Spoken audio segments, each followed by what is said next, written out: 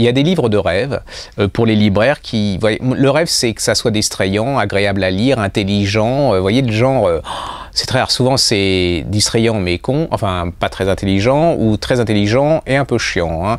Et là, vous avez Anna-Lena McAfee qui vient de faire paraître Le doux parfum du scandale chez Belfond.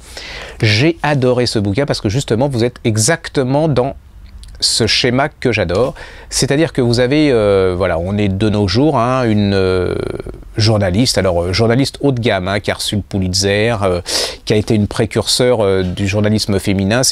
Elle a 85 ans, c'est une vieille dame.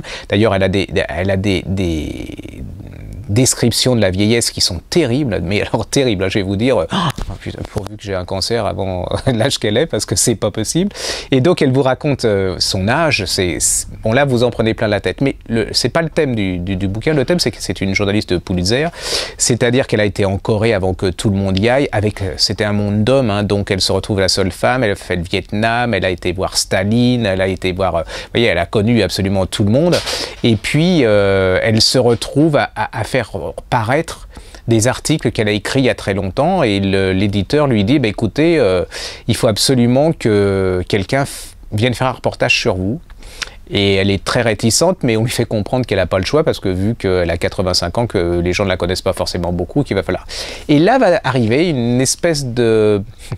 Allez, on peut dire une petite pétasse, blondasse, vous savez, le genre journaliste grand public, enfin très grand public, vous voyez, paparazzi, je nommerai pas, mais tous ceux auxquels tout le monde pense, que personne ne lit, mais que tout le monde se précipite à acheter quand ils sont en vacances et autres, et qui arrive en se disant, bah, la petite vieille, je vais me la farcir et tout, je vais faire un truc...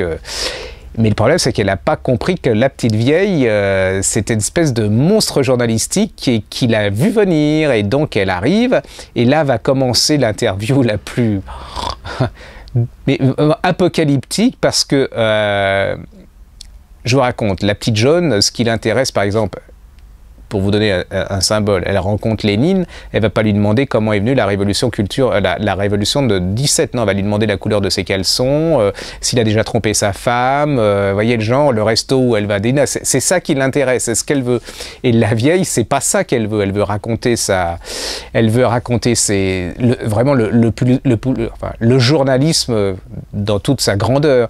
Et là va commencer, c'est carrément un match de catch, mais alors vous voyez, match de catch, mais en même temps jeu d'échecs, c'est-à-dire, et là la pauvre petite John, c'est vraiment même pas, on se dit elle va être morte et au début on pense que oui, mais les évidences sont pas si, voilà, les vérités sont pas celles qu'on croit.